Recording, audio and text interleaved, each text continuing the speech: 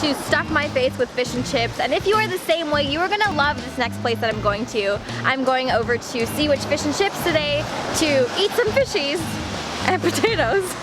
We're kicking things off with the star of this place, and that is the Haddock fish and chips.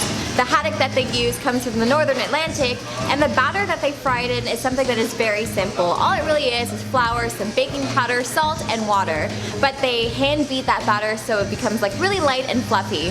So they're not frying their fish and chips in canola oil or vegetable oil. They are actually frying it in beef drippings or beef fat, whatever you want to call it. So I would say that frying it in the beef fat gives it a really deep flavor, and it makes it extra crispy and extra golden brown. And the fries that they serve this thing with, it's so addictive, it is so good.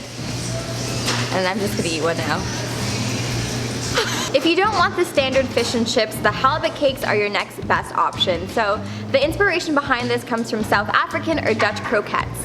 The halibut that they use in it comes from the trimmings of the halibut, and they also mix some cod in there as well. And the reason that they do this is because the halibut itself tends to be a really heavy and meaty fish, but by adding the cod it gives it some more moisture and some lightness to it.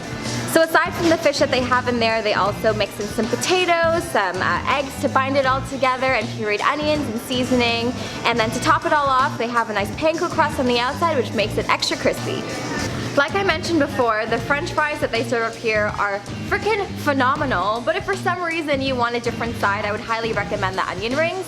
So they cut the onions into like thick fat pieces, so when you bite into it, it's like a nice heavy substantial bite. And the batter that they use to fry it in is the exact same batter that they use for their fish. So if you like that batter, this is going to be a definite winner. And I think after eating here today, I learned that now I want everything fried in beef fat. Everything. Yeah.